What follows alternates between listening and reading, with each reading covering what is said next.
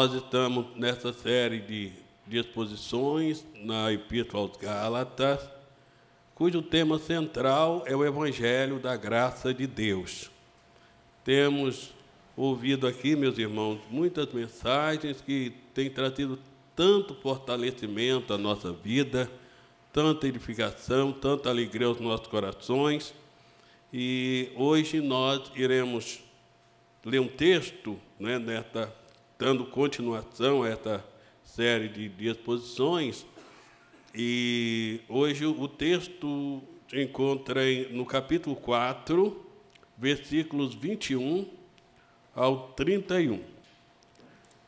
Epístola de Paulo aos Gálatas, capítulo 4, versículos 21 ao versículo 31. Os irmãos acharam? Dizei-me vós, os que quereis estar sob a lei, acaso não ouvis a lei? Pois está escrito que Abraão teve 2 filhos, um da mulher escrava e outro da livre. Mas o da escrava nasceu segundo a carne, o da livre mediante a promessa. Estas coisas são alegóricas, porque estas mulheres são 2 alianças. Uma, na verdade, se refere ao Monte Sinai, que gera para a escravidão. Esta é Agar. Ora, Agar é o Monte Sinai, na Arábia, e corresponde a Jerusalém atual, que está em escravidão com seus filhos. Mas a Jerusalém lá de cima é livre, a qual é nossa mãe. Porque está escrito: alegra-te, ó estéril, que não dás à luz. Exulta e clama, tu que não estás de parto, porque são mais numerosos os filhos da abandonada que os da que tem marido. Vós, porém, irmãos, sois filhos da promessa como Isaque. Como, porém, outrora, o que nascera segundo a carne perseguia ao que nasceu segundo o Espírito, assim também agora. Contudo, que diz a Escritura? Lança fora a escrava e seu filho, porque de modo algum o filho da escrava será herdeiro com o filho da livre. E assim, irmãos, somos filhos não da escrava, e sim da livre. Vamos orar ao Senhor, meus irmãos, pedindo sua graça, seu auxílio. Pai celestial, louvamos o teu nome, Senhor. Bendizemos o teu nome porque tu és bom e porque a tua misericórdia dura para sempre. Pai Santo, temos diante de nós a tua palavra e te agradecemos, Senhor, por este privilégio, por esta bênção de termos a liberdade de possuir a tua palavra. Sabemos que em muitos lugares no mundo nossos irmãos não têm este privilégio. Então, só o fato de termos as Escrituras e podermos abri-las, Senhor, é um sinal da tua bondade para conosco. Agora, Senhor, em sua exposição, precisamos do teu auxílio, precisamos que o Senhor nos abra o entendimento, que o Senhor nos ilumine, Senhor, os corações, para que nós possamos entender e aplicar a tua palavra à nossa vida. Precisamos do auxílio do teu Espírito, ó Pai. Ó Deus, eu sei das minhas limitações, sei o quanto preciso do teu auxílio, da tua ajuda, Senhor. Que essas limitações não impeçam a tua igreja, o teu povo, de ouvir a tua palavra como de fato ela é e tê-la aplicada aos seus corações. Ó Senhor, tem misericórdia de nós, nos dá a tua graça, ó Pai. Oramos no precioso nome de Jesus. Amém. Meus irmãos, antes de nós entrarmos na reflexão no texto, eu gostaria de fazer uma observação a respeito deste recurso usado por Paulo, desta ilustração, ele chama de alegoria, porque este texto tem dado margem a algumas pessoas incautas a imaginar que possuem o direito de tomar todo e qualquer texto da Escritura e dar a ele uma interpretação diferente daquela que normalmente se encontre. Por exemplo, quando nós lemos a história em Gênesis 16 e 21, por mais que nos esforçássemos, nós não teríamos como tirar daqueles textos os princípios, as implicações que Paulo tira aqui, não é? Nós não temos condições de tomar qualquer texto da Escritura e querer dar a ele um sentido que nós imaginamos, que nós pensemos que seja possível dar. E ao longo da história da igreja, isso tem ocorrido com muita frequência. A escola de Alexandria, no Egito, já nos primeiros séculos da igreja, se tornou notória por lançar constantemente mão do método alegórico de interpretação. Orígenes, que é o principal expoente desta escola, e viveu nos anos de 185 a 253 depois de Cristo, ele fez coisas ao longo das suas exposições na Escritura que foi coisas terríveis. Ele defendia, a partir de uma perspectiva dos próprios escribas judaicos, que todo texto tem pelo menos 4 interpretações. E aí ele desenvolvia essas interpretações de acordo com a sua mente, não é? E ao longo da história da igreja, isso tem acontecido. E hoje em dia, então, é muito comum. As pessoas, e algumas pessoas que ouvem, né, essas interpretações, olham bem para o texto e dizem, mas como encontrou isso aqui? Eu nunca tinha visto. Mas não era para ver mesmo, né?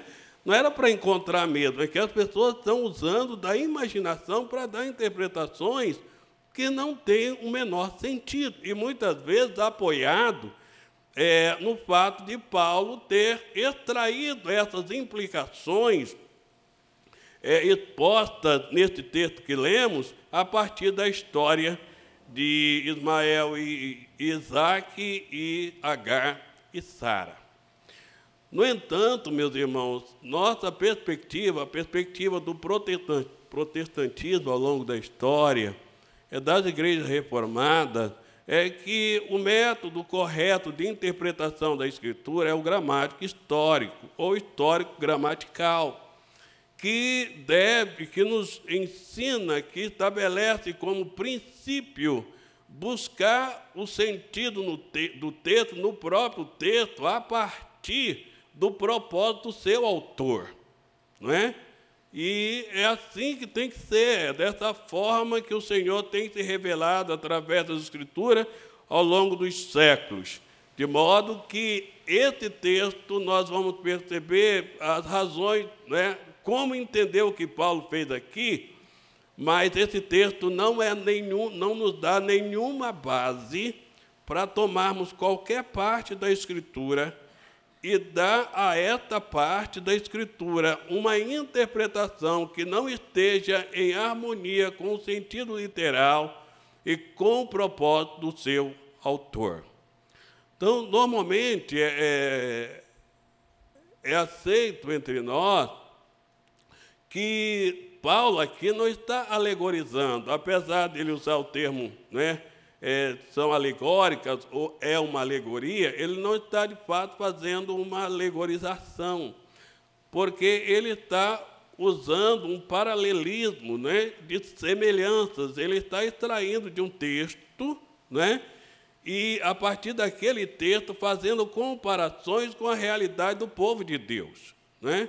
Então, isso nós poderíamos considerar como tipologia e não alegoria. Tipologia é um recurso, né, que o Senhor usou para ensinar verdades a respeito de texto, de história do Antigo Testamento, interpretada e aplicada no Novo Testamento. Então, o que define um tipo? O que define um tipo é o seu correspondente no Novo Testamento. Então, todo tipo é encontrado no Antigo Testamento, Mas nós só podemos afirmar que ali está presente um tipo se o Novo Testamento se referir a ele, se houver uma correspondência clara no Novo Testamento. Então, Melquisedeque, que aparece em Gênesis, porque nós sabemos que ele é um tipo de Cristo? Porque o Novo Testamento nos diz que ele é um tipo de Cristo, né? Do sacerdócio eterno do Senhor, o Cordeiro Pascal. Porque nós entendemos que trata-se de um tipo de Cristo? Porque o Novo Testamento nos apresenta o Senhor como o Cordeiro de Deus que tira o pecado do mundo. Então, nós precisamos de uma correspondência no Novo Testamento para afirmar que uma história do Antigo Testamento, um evento ou algumas circunstâncias podem ou não ser usados como representação de uma realidade espiritual. O que Paulo faz aqui é exatamente isso. Ele faz, né, uma comparação, um paralelo de semelhança entre as realidades contadas por Moisés em Gênesis em relação a esses personagens, com a necessidade que os cristãos na Galácia tinham de uma aplicação mais efetiva através de uma ilustração a respeito do Evangelho da Graça. Então, em função disso, uma outra razão que autoriza Paulo a fazer isso é o fato dele ser um apóstolo e ele ter a inspiração de Deus para poder escrever, para poder falar à igreja. Então, ele, como apóstolo, possui uma autoridade que ninguém mais, após a era apostólica, pode ter. Então, ninguém pode, né, lançar mão de recursos que o apóstolo, sob inspiração de Deus, usou para poder fazer isso. Então, tome cuidado quando a coisa ficar muito mirabolante, quando a coisa ficar muito esquisita. Tenha como esquisito mesmo, porque não é o recurso que a Escritura nos mostra, que as regras da interpretação nos dá para poder entender um texto da Escritura. Tudo bem, meus irmãos? Voltando ao texto, o apóstolo Paulo, ao longo do que nós vimos até aqui, ele procura apresentar o Evangelho da graça de Deus aos irmãos da Galácia, porque eles estão se afastando do Evangelho que receberam para outro Evangelho. Nós já afirmamos isso aqui, o pastor Luiz Roberto, o pastor Wilson do Amaral, eles têm constantemente se referido a isso e nos ensinado a respeito da crise que aquelas igrejas estavam vivendo. Nós sabemos também que a carta aos Gálatas não é uma carta a uma única igreja, é uma carta circular enviada às igrejas da região sul da Galácia. Então, todas aquelas igrejas, normalmente entendidas como sendo quatro, elas estavam em crise, estavam enfrentando um momento muito difícil, porque judaizantes, pregadores, mestres judaizantes haviam se introduzido naquelas igrejas, ensinando que apenas Cristo não seria suficiente para a salvação. Eles haviam crido em Cristo, eles haviam recebido a Cristo pela fé, mas eles não podiam se tornar filhos de Abraão se eles também não se tornassem judeus, se eles não se circuncidassem, se eles não passassem pelo processo que qualquer gentil deveria passar para tornar-se judeu, eles não poderiam ser filhos de Abraão, eles não poderiam ser salvos. Então, esses mestres negavam a eficácia do sacrifício de Cristo, a eficácia da obra do Senhor Jesus, e insistia com aqueles irmãos para que eles então circuncidassem, guardassem a dieta judaica, guardassem os dias santos, para que então eles tivessem certeza de sua salvação.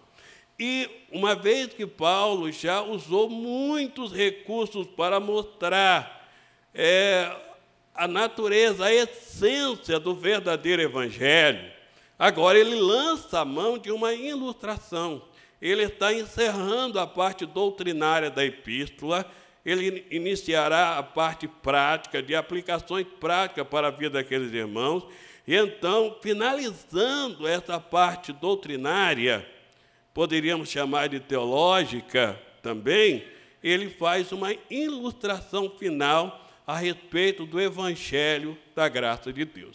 Então, é nessa perspectiva que eu gostaria de meditar com os irmãos nesse texto, a respeito da ilustração do Evangelho da graça.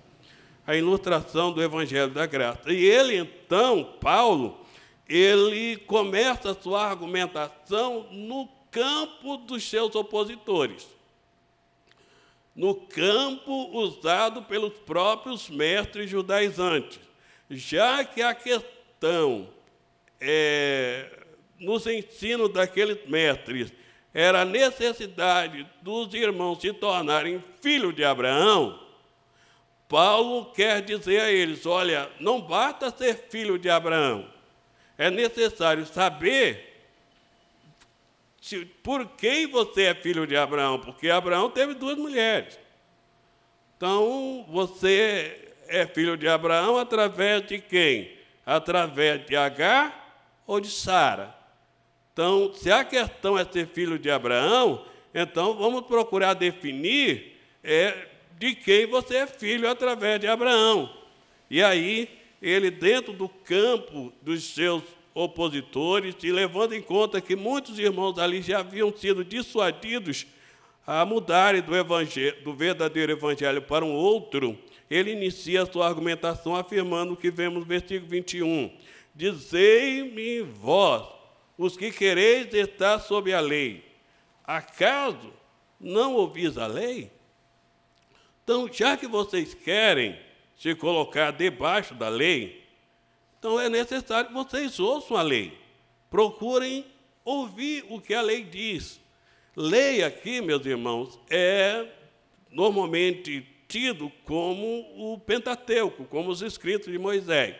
Por isso que ele está se referindo à lei que é dada em Êxodo, mas ele vai contar uma história que está em Gênesis, antes, da entrega da lei, porque todo aquele conjunto de livros de Moisés, normalmente, é entendido sob o título de lei.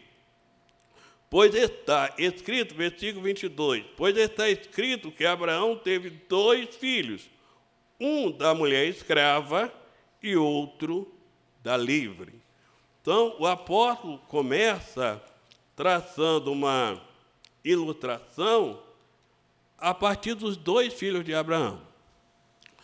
Abraão teve 2 filhos, um da escrava e outro da livre. Então, nós vemos essa argumentação a partir dos filhos, do versículo 22 e 23.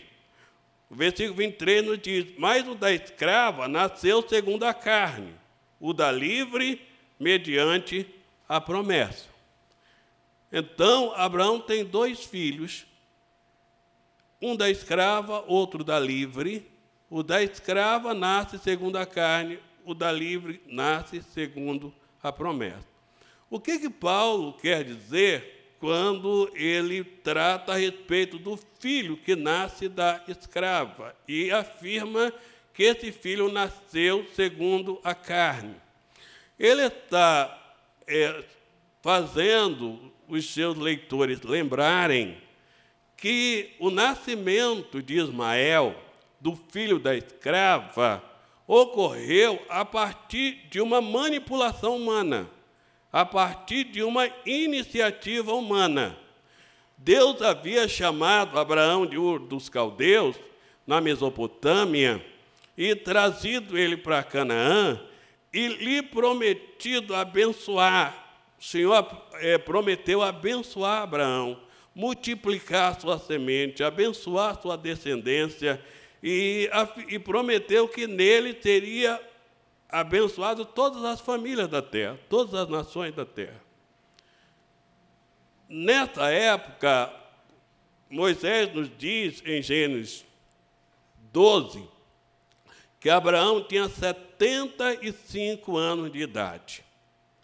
Passaram-se 10 anos, Abraão chegou aos 85 anos e nada de filhos. ele começa a argumentar com Deus, inclusive imaginar que uma vez que ele não tem filhos, ele vai ter que fazer de Eliezer um criado seu da cidade de Damasco, o seu herdeiro, porque o Senhor não lhe dá filho.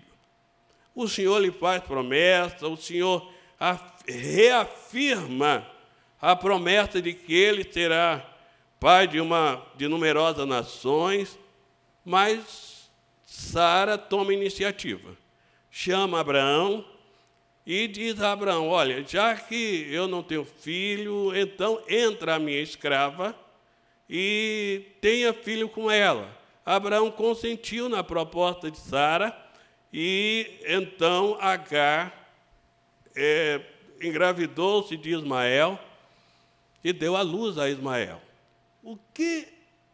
Qual foi a origem disso? Foi a manipulação humana. Foi uma ação humana, foi um planejamento humano. Foi recusar a promessa de Deus, recusar a graça de Deus, o fato de que Deus disse que Abraão seria pai de uma multidão, e isso dependeria do Senhor, e abraçar uma perspectiva puramente humana, manipular os fatos, manipular as coisas, para que a promessa de Deus se cumprisse. É isso que Paulo está dizendo. E ele quer dizer aos irmãos que, aparentemente, não entendiam que não dependia deles o fato de serem filhos de Abraão, mas dependia da ação soberana e graciosa de Deus. Paulo está insistindo com esses irmãos que eles não podem cair no erro de imaginar-se tornando filho de Abraão a partir da perspectiva humana, da manipulação humana, da guarda de determinados mandamentos. Porque isso já havia ocorrido com Abraão. Ele buscou isso, ele buscou esse recurso, e o resultado não foi bom. E o que ele está, nesse texto, insistindo, e isso se aplica a nós, é que nos tornamos filhos de Abraão, por meio da fé somente, por meio da graça. E qualquer ensinamento, qualquer mensagem que venha a nós, com a perspectiva que você pode ser salvo, você pode ser transformado em filho de Deus, por qualquer recurso que esteja ao seu alcance, tem que ser rejeitado. Porque o fato de Agar ter dado filho a Abraão não levou o Senhor a estabelecer a linhagem, a estabelecer o cumprimento da sua promessa através de Ismael. A linhagem do Messias não veio através dele. E ele continua, o versículo 23. Mas o da escrava nasceu segundo a carne, o da livre mediante a promessa. Então, quando Deus fez a promessa, meus irmãos, ele esperou o tempo dele para cumpri-la. E ele cumpre quando não há mais nenhuma condição do homem fazer alguma coisa. Quando Deus cumpriu a sua promessa, Abraão já estava com 100 anos de idade. Quando Isaac nasce, Abraão já tem 100 anos de idade. Sara já tem 90 anos. Não havia mais nenhuma condição, além do fato de Sara ser estéril. Ainda que ela não fosse estéril, ela não teria mais nenhuma condição de gerar. A idade dela já não lhe dava mais nenhuma esperança. Mas é assim a ação da graça de Deus. É exatamente quando não há mais recurso, quando o homem não tem mais o que fazer, quando o homem entende que não depende mais dele, e só uma intervenção de Deus é que pode mudar a situação, o Senhor, então, age e salva o pecador. Então, o que Paulo está dizendo aos irmãos é: vocês não precisam fazer absolutamente nada para tornarem-se filhos de Abraão, porque o Senhor graciosamente já agiu em vosso favor. O Senhor já entrou com a salvação e a trouxe gratuitamente, apenas por meio da fé, porque o filho de Abraão, que tornou-se o descendente, o herdeiro das promessas, foi aquele que nasceu de modo sobrenatural, sem intervenção humana, sem manipulação humana, sem qualquer mérito humano, apenas por causa da graça do Senhor. Meus irmãos, partindo desse princípio, de que a salvação não é obra humana, a salvação não depende daquele que quer, daquele que corre, daquele que faz. Quantos de nós estamos seguros disso? Você está seguro que a sua salvação foi uma obra totalmente de Deus? Ou você acha que contribuiu em alguma coisa? Ou você pensa que existe algum mérito em qualquer atitude que você tenha tido para que hoje você pertença ao Senhor, para que hoje você sirva ao Senhor? Ainda existe qualquer resquício de orgulho em você, ou você está descansado no fato de que está na presença de Deus única e exclusivamente porque Ele agiu segundo a sua soberana vontade, segundo a sua livre graça, e alcançou você dentro dessa perspectiva, e você o serve tão somente por causa disso? É o que Paulo quer que aqueles irmãos entendam. É o que nós precisamos entender. Então, da perspectiva dos filhos, um é escravo, o outro é livre. O que nasce a partir da manipulação humana, nasce para ser escravo. É filho de uma escrava e nasce para ser escravo, não é? O que nasce a partir da perspectiva da manipulação humana, nasceu segundo os preceitos dos homens e não segundo a graça de Deus. O que nasce da escrava, ele nasce para viver a vida toda como escravo. Então, as pessoas que imaginam que vão servir a Deus, ou que vão levar Deus a amá-las mais, ou abençoá-las, em função daquilo que fazem, com essa atitude, estão agindo como filhos de Agar, e não de Sara. Quantas vezes nós achamos que as nossas atitudes, né, as disciplinas espirituais que nós praticamos e que são tão abençoadoras para as nossas vidas, é o que faz Deus se alegrar em nós, o que faz o Senhor se alegrar em nós, o que faz o Pai ter alegria, ter prazer em nós, é o fato de nós estarmos em seu Filho, é o fato de nós estarmos em Cristo Jesus. E tudo que nós fizermos deve ser como uma resposta à manifestação da graça soberana de Deus, e não como meio para nós adquirirmos qualquer bênção, qualquer proteção, qualquer recurso da parte do Senhor.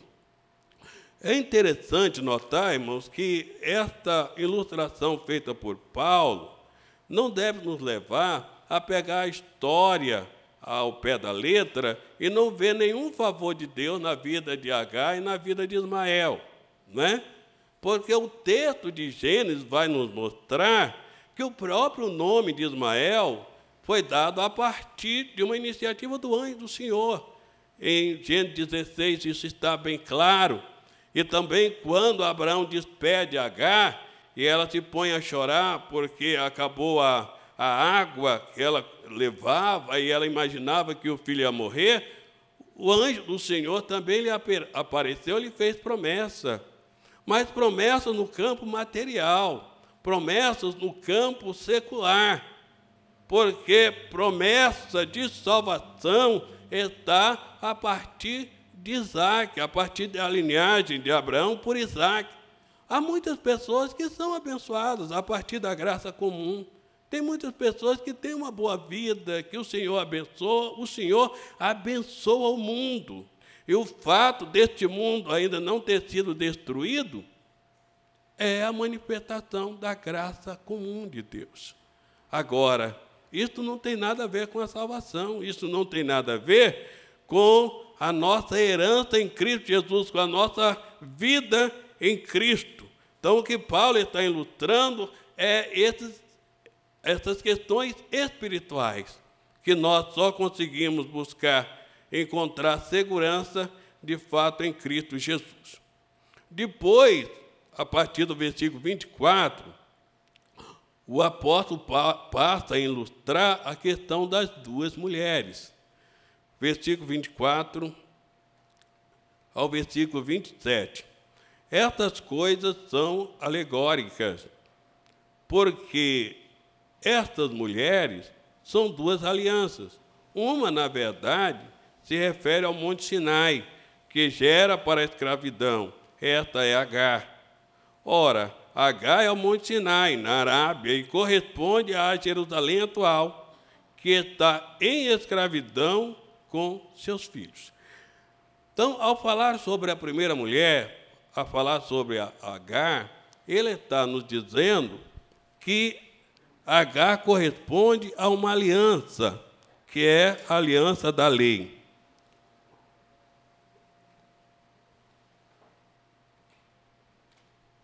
Alguns pensam, mas não foi o Senhor que deu a lei? Foi o Senhor que deu a lei. E por que ela é vista de uma forma tão negativa nesse texto? Por que ela é retratada a partir de Agar de uma forma a não dar nenhum valor espiritual à lei? Não é bem isso. A questão é nós compreendermos qual é o propósito da lei. Por que o Senhor deu a lei? A aliança da lei foi uma aliança dada de forma condicional. O texto de Êxodo 19 nos diz que que Moisés sobe ao monte, conversa com o Senhor, e o Senhor fala a Moisés que se aquele povo o obedecer, se aquele povo guardar os seus mandamentos, fizer a sua vontade, então ele teria de todos os povos o seu tesouro peculiar, o seu povo exclusivo.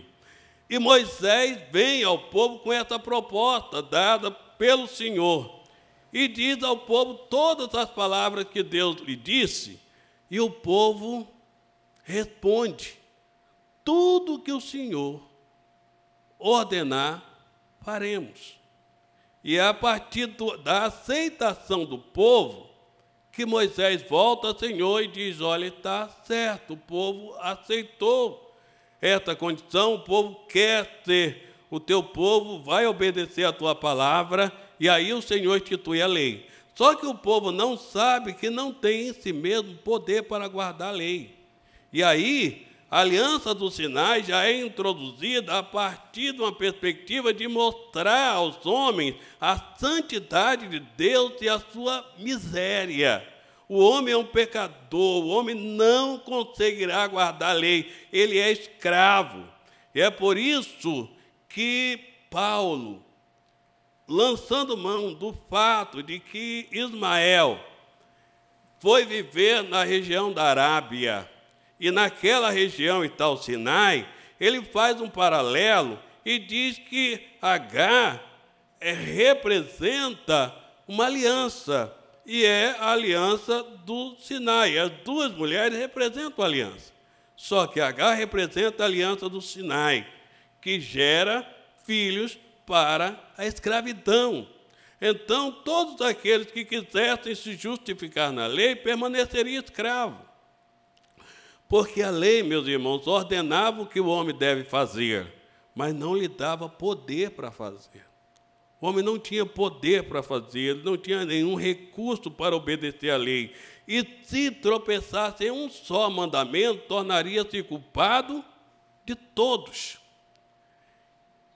É nisto que deve estar centrada a nossa atenção sempre que nós quisermos agradar a Deus ou tornar Deus favorável a nós a partir das nossas ações, das nossas obras, de nos imaginar temente, obedientes a Deus e achar que Deus nos amará mais se assim o formos, porque isso é viver a partir da lei.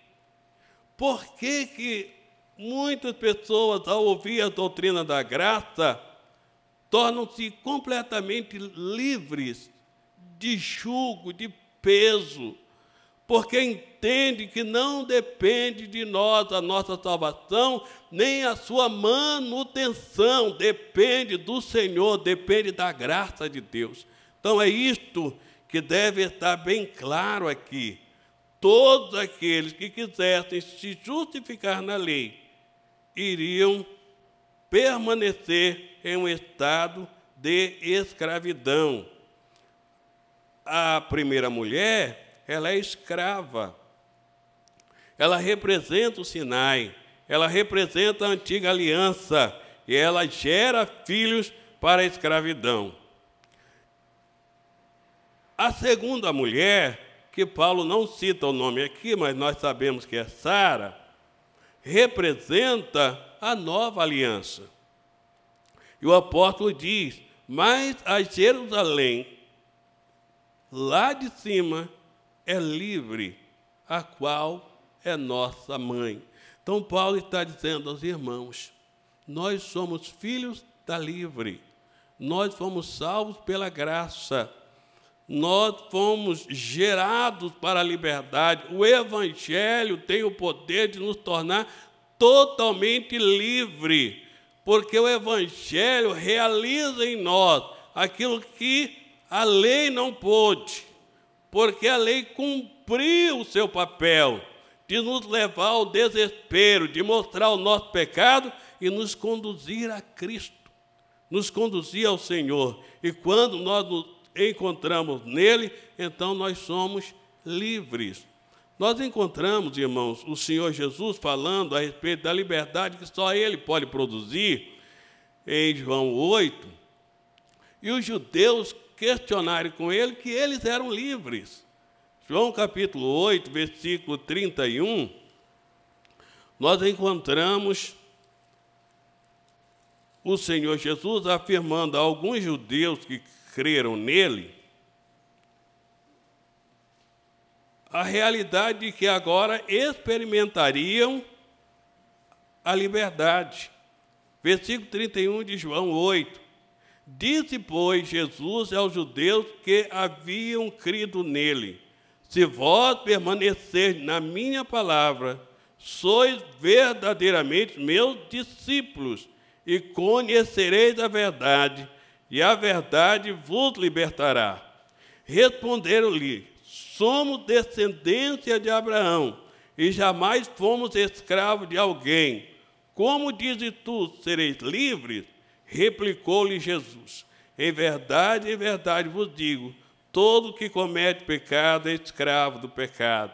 O escravo não fica para sempre na casa, o filho sim, para sempre. Se, pois, o Filho vos libertar, verdadeiramente sereis livres. Então, é para esta liberdade que o Evangelho nos chamou. É nesta liberdade que o Evangelho da graça nos coloca. Mas, infelizmente, os irmãos na Galácia estavam abrindo mão da liberdade com que Cristo os havia libertado e estavam agora tentando agradar a Deus através das obras da lei. E não é raro entre nós encontrarmos irmãos que, mesmo conhecendo a graça, compreendendo o Evangelho, vez por outra, na prática diária, ainda estão imaginando que é possível, através dos seus próprios recursos, das suas obras, daquilo que fazem, agradar ao Senhor. Meus irmãos, que nós tenhamos a compreensão de que nós pertencemos a Abraão por meio de Sara, por meio de Isaque, não é? Que significa por meio de uma obra celestial, soberana, poderosa. O Senhor agiu graciosamente e Sara teve um filho. E este filho veio a ser o herdeiro da promessa. E este filho veio a ser aquele que trouxe o Senhor Jesus através da sua linhagem. E aqui o apóstolo cita um texto de Isaías 54, porque está escrito: alegra-te, ó estéril, que não dás à luz. Exulta e clama, tu que não estás de parto, porque são mais numerosos os filhos da abandonada que os da que tem marido. Ou seja, não adianta, o Senhor não espera que nós venhamos a contribuir com absolutamente nada.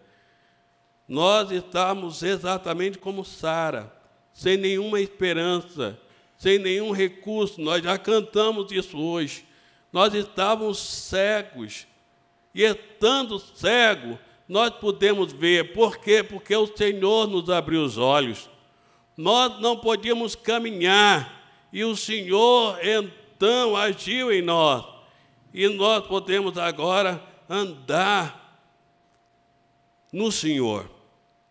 Existem algumas ilustrações de Jesus ao longo do seu ministério a respeito da realidade, meus irmãos, e nós dependemos totalmente da graça de Deus.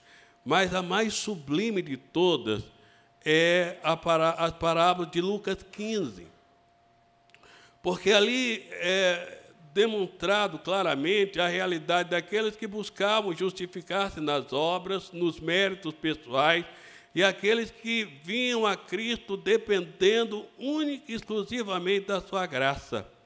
O texto de Lucas 15 inicia afirmando que o Senhor recebia pecadores e comia com eles.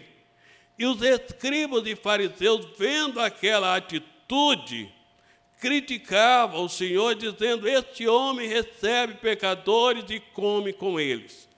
O Senhor, ouvindo essa afirmação, resolve então ilustrar a razão porque ele recebe essas pessoas que vêm até ele. Inicialmente, através de perguntas de retórica, ele ilustra a razão porque ele recebe esses pecadores. Na primeira pergunta, ele se dirige à multidão e diz: qual homem dentre vós, tendo 100 ovelhas, se uma delas se desgarrar, não deixa no deserto as 99 e vai em busca da que se desgarrou até encontrá-la? E, havendo-a encontrado, tomado de alegria, a põe sobre os seus ombros e volta para casa com júbilo. E convida os amigos e vizinhos e chama-os a celebrar com ele, porque encontrou a sua ovelha perdida. Ele continua, e a segunda ilustração é uma pergunta de retórica dirigida às mulheres. Qual mulher entre vós, que tendo 10 dracmas, e uma delas se perder, não se levanta, acende a candeia e vai à casa até a encontrar, e achando-a, convoca suas amigas e vizinhas e as convida a celebrar com ela, porque encontrou a dracma perdida? Na conclusão das duas ilustrações, ele diz, na primeira, ele diz: assim há alegria diante de Deus por um pecador que se arrepende, mais que por 99 justos que não precisam de arrependimento. Na conclusão da segunda ilustração, ele diz: assim há alegria diante de Deus por um pecador que se arrepende. Então, nessa primeira resposta aos escribas e fariseus, o Senhor está dizendo: eu os estou recebendo porque eu vim procurá-los. Eu vim procurar exatamente aqueles que estão perdidos, aqueles que não têm condições de vir, mas que a minha graça os está atraindo, está trazendo-os a mim. É por essa razão. E vocês não podem criticar, porque qualquer homem dentre vós que tiver 100 ovelhas e uma se perder, vai atrás. Qualquer mulher dentre vós tiver 10 dracmas se perder, vai atrás. Então, por que vocês me criticam? Por eu estar à procura daqueles que são meus e estão perdidos.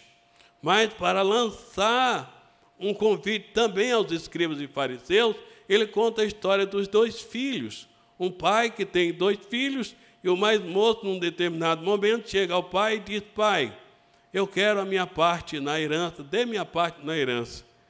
E aí, num dado momento, passando um certo tempo, o pai reparte a herança e dá a parte ao moço, e ele vai embora para uma terra distante. E lá ele gasta tudo o que possui, de modo que chega a uma condição tão miserável que ele vai apacentar porcos e deseja comer do alimento dos próprios porcos.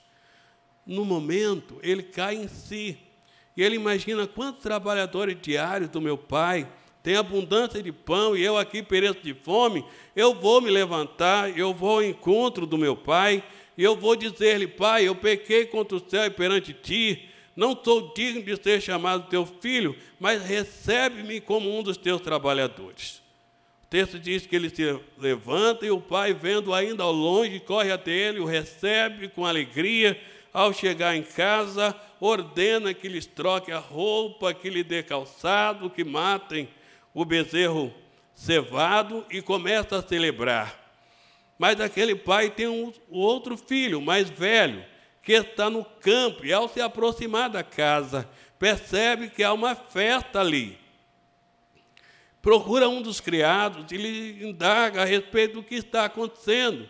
E o criado diz: olha, sabe o teu irmão? Ele voltou, e o seu pai, com muita alegria, está celebrando uma festa, porque ele voltou são e salvo.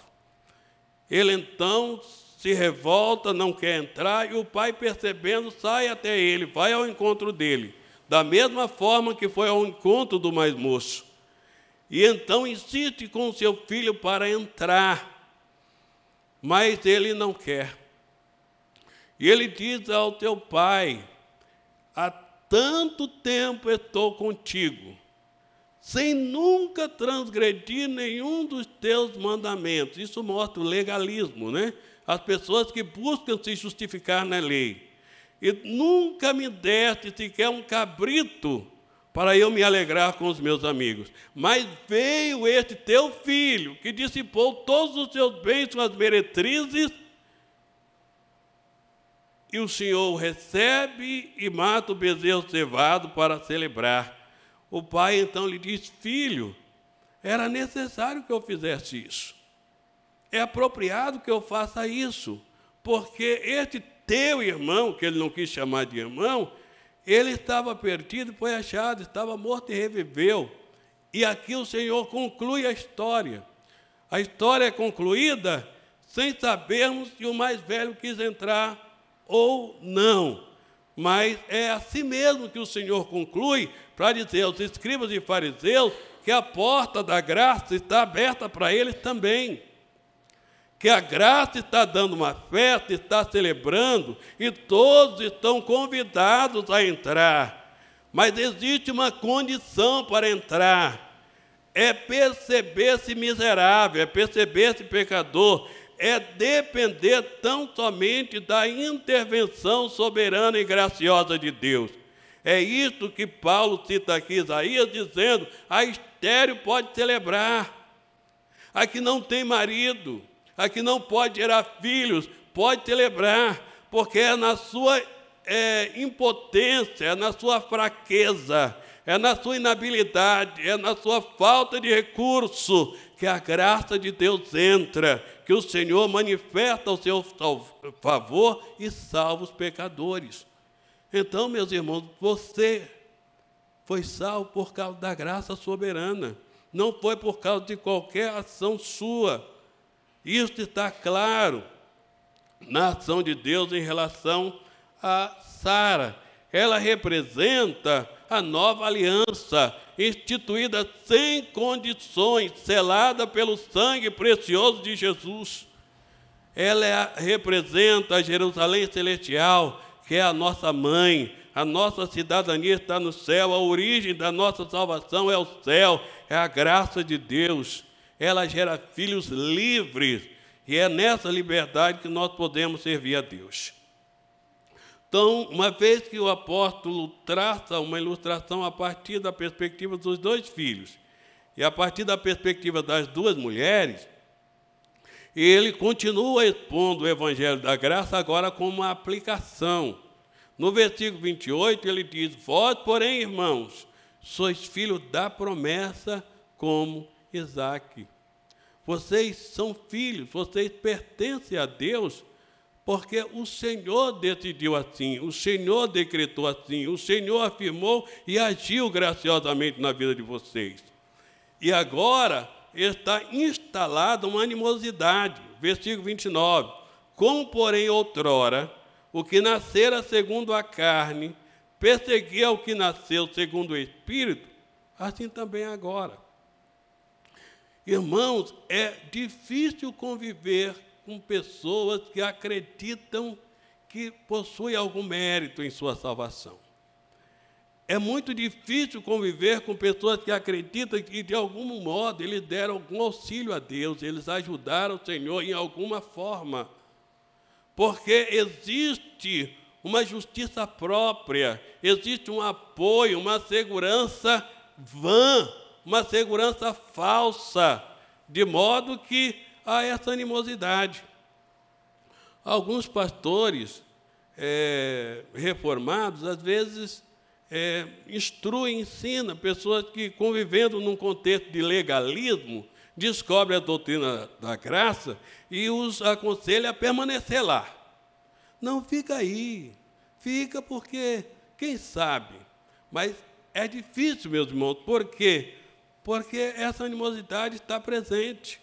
Aqueles que confiam em si mesmos e entendem que devem se esforçar para alcançar a salvação ou para mantê-la, nunca vão aceitar que nós não conseguimos conquistar a nossa salvação com os nossos próprios esforços e méritos, e muito menos mantê-la, porque buscam uma justificação nas obras, e nós estamos seguros unicamente na graça. O que fazer? O apóstolo Paulo diz que essa animosidade precisa ser rompida. E o que é dito no versículo 30, contudo, que diz a Escritura? Lança fora a escrava e seu filho, porque de modo algum filho da escrava será herdeiro com o da livre. A realidade é esta. Enquanto nós não compreendemos que a salvação é pela graça somente, pela fé somente, e buscarmos apoiá-la em nossas próprias obras, nós vamos estar incomodados com aqueles que assim creem, porque acham que é um recurso que buscam para viver uma vida licenciosa, para viver uma vida de qualquer maneira, e não é, meus irmãos. A graça que nos salva também nos santifica, a graça que nos liberta também nos conduz a uma vida piedosa. Então, o que o apóstolo Paulo diz àqueles irmãos: vocês não podem continuar convivendo com esses mestres. Vocês não podem continuar ouvindo esta mensagem, aceitando esses pregadores. Vocês precisam romper, porque é isso que diz a Escritura. Ele está se referindo ao fato de que Sara chega a Abraão e diz: Abraão, pode mandar essa mulher embora, pode mandar esse escravo embora, despede essa escrava e seu filho, porque ela não vai herdar com meu filho. Abraão fica muito pesaroso. O texto de Gênesis 21 diz que isso pesa no coração de Abraão, porque ele amava Ismael. Mas o Senhor diz a Abraão: dê ouvido a Sara em tudo o que ela lhe diz, porque em Isaque é que a minha promessa irá se cumprir, é em Isaque. Contudo, eu vou abençoar também a Ismael por amor a ti, mas a promessa é a partir de Isaque. Então, não há nenhuma base naquele texto para que se entenda que Abraão tenha dito a Agar e a Ismael: olha, vocês vão embora, e assim, ocasionalmente, vocês voltam, venham fazer uma visitinha, volta aqui. Não, é um rompimento. Nós não vamos entender isso, mas não precisamos entender, precisamos aceitar o fato de que o filho da livre não pode herdar juntamente com o filho da escrava, né? Então, lança fora a escrava e seu filho, porque de modo algum o filho da escrava será herdeiro com o filho da livre. E ele conclui afirmando: e assim, irmãos, somos filhos não da escrava, e sim da livre. O quanto você tem se penitenciado ainda por causa da sua dificuldade em agradar ao Senhor. O quanto você ainda busca de algum modo, às vezes de modo muito sutil, agradar ao Senhor através das suas ações. As disciplinas espirituais é um recurso dado pelo Senhor aos filhos de Deus, é um meio de graça. Mas não é meio para que nós nos gloriemos ou dependemos dele para buscar o favor de Deus. Não, é um meio para que nós possamos expressar nossa gratidão ao Senhor por tudo que ele realizou, soberanamente, graciosamente. Nós precisamos definir, meus irmãos, de uma vez por todas, não apenas que somos filhos de Abraão, mas se somos filhos de Abraão segundo a promessa, filhos de Abraão segundo a graça, filhos de Abraão segundo a livre e soberana ação de Deus nas nossas vidas, e não filhos de Abraão por meio de Agar, por meio de Ismael, que representa um esforço contínuo de agradar a Deus ou de alcançar o seu favor. Que o Senhor nos auxilie, que o Senhor nos abençoe, e que esse texto, que de tão difícil assimilação e interpretação, tenha a sua mensagem, que é simplesmente a mensagem de que nós somos salvos tão somente pela graça. Não podemos fundamentar nossas vidas em qualquer obra, em qualquer mérito. Não foi você que aceitou o Senhor, não foi você que o escolheu, foi Ele que lhe escolheu soberana e graciosamente. Descanse nisso.